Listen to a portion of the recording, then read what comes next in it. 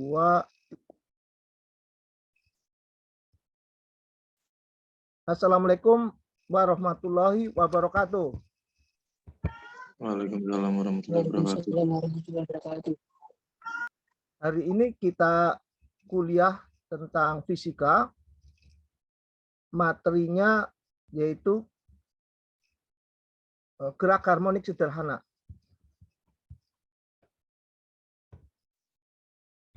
Kita hubungkan ke PowerPoint.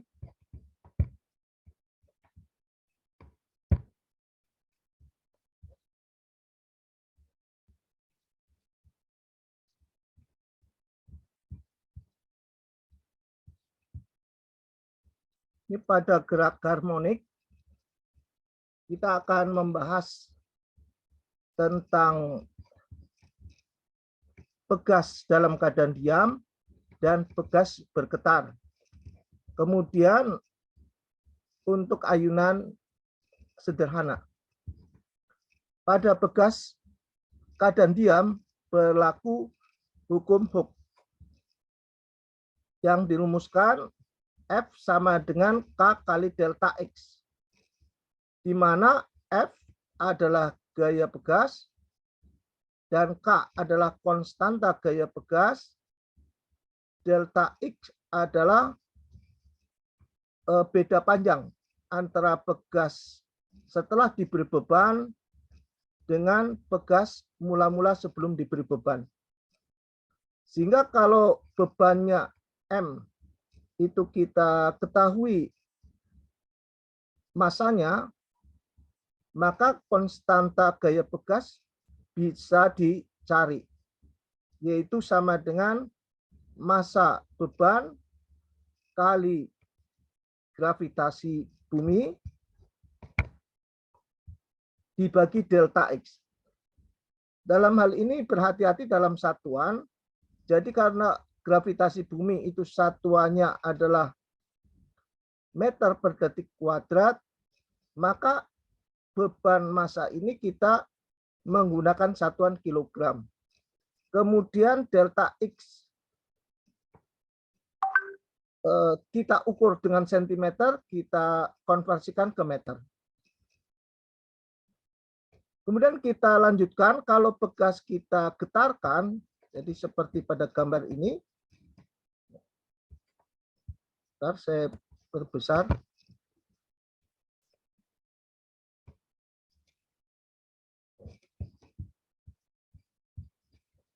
Barangkali bisa perbesar.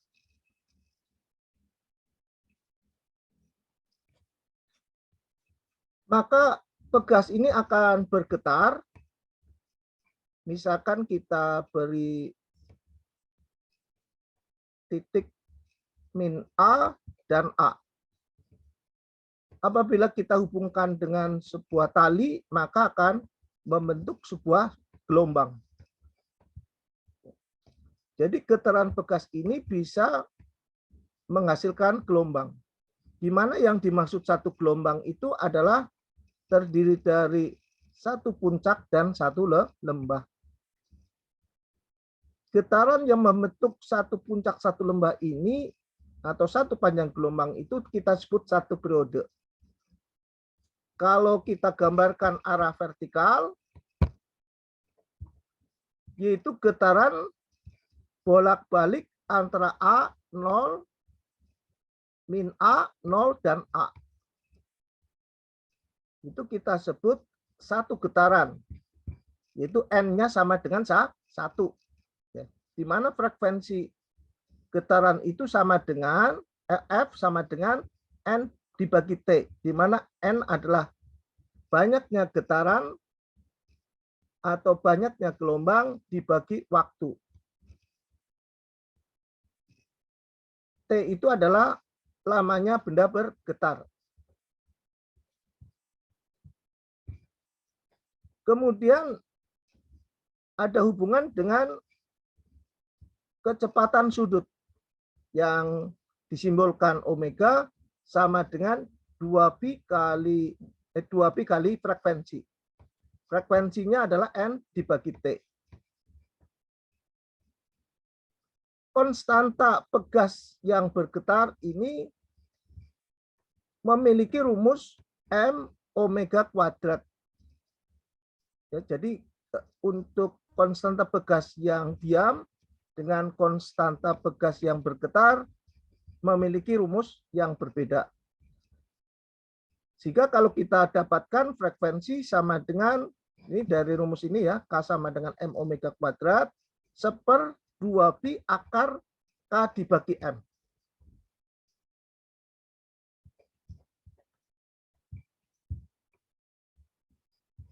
Dapat juga kita peroleh yaitu kecepatan ya V S per T, di mana S kita adalah kalau gelombang ini kita anggap sebagai suatu gerak melingkar, maka kita tulis 2pi kali R. R itu adalah simpangan getaran. T adalah periode. Sehingga V sama dengan omega kali R. Ya, R adalah simpangan getarannya.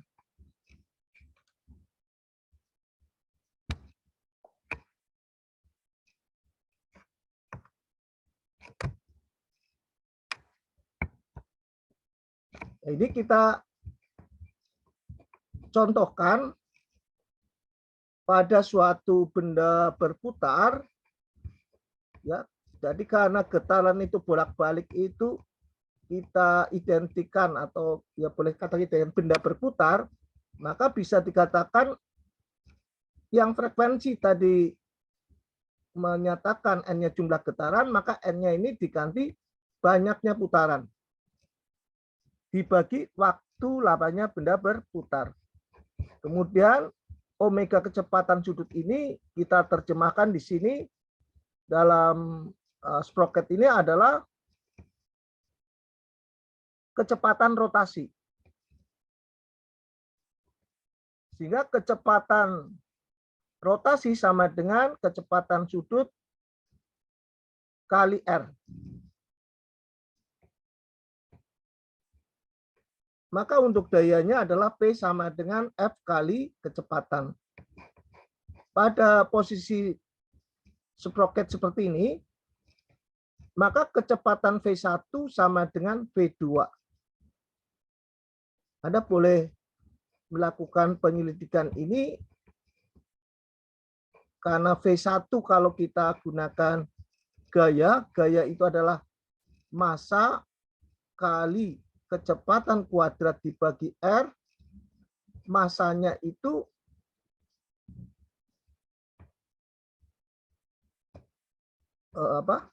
rantai gigi atau roda gigi. Anda boleh menyelidiki seperti itu, gitu ya.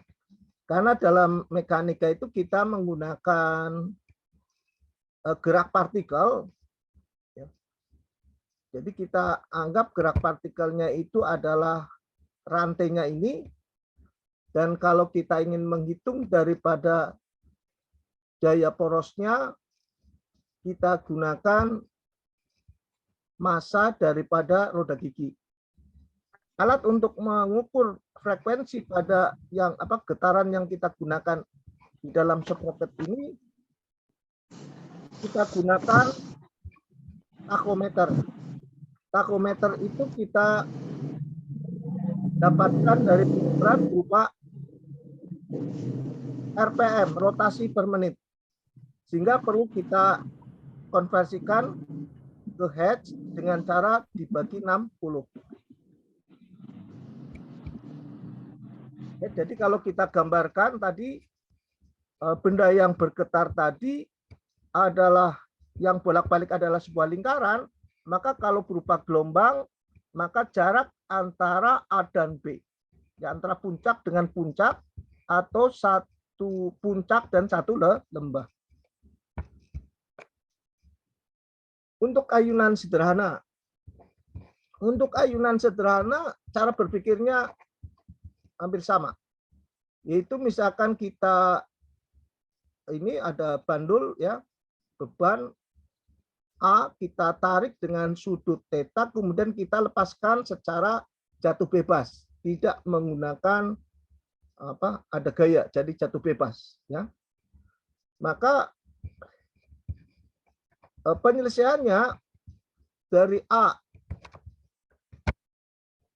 0 B 0 ke A itu satu getaran.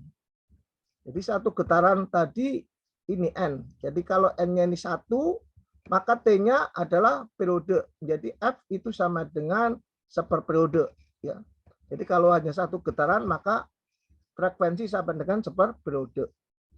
Tapi kalau kita berulang-ulang, misalkan Anda mau praktek ya untuk menguji ayunan sederhana ini, maka harus beberapa kali. N-nya harus beberapa kali, T-nya lamanya waktu benda bergetar, bergetar ya. Untuk teknik sipil, kegunaan untuk ayunan sederhana ini adalah untuk menentukan nilai gravitasi, ya.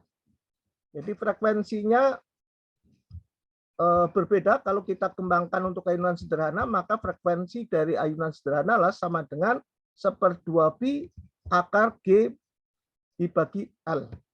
L-nya adalah panjang tali. Ya, maka kita dapatkan harga gravitasi, maaf ada gangguan. Maka harga gravitasi ini kalau yang standar adalah 9,81. Ya, jadi kalau untuk pegas adalah konstanta sama dengan M omega kuadrat, maka konstanta di sini untuk ayunan sederhana lalu mencari tetapan gravitasi bumi. Untuk panjang X-nya ini bisa mencari persamaan segitiga ya, L kali sinus theta. Jadi ada korelasi antara getaran dengan pegas, getaran pegas dengan ayunan sederhana.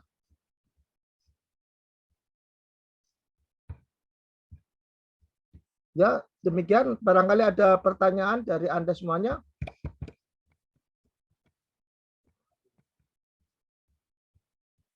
Enggak, ada pertanyaan?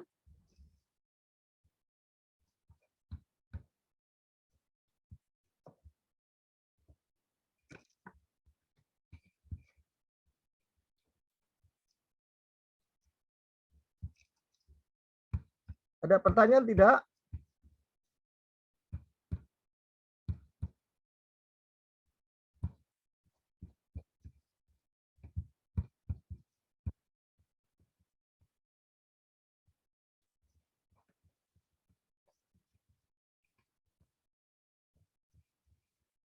Ada pertanyaan ada di antara kamu? Tidak ada? Ya, untuk sementara saya tutup terlebih dahulu ya. Tetapi Anda jangan sendiri, jangan menutup ya. Ini dari Zoom meeting belum ditutup. Ya, saya cukupkan simpan dulu. Assalamualaikum warahmatullahi wabarakatuh.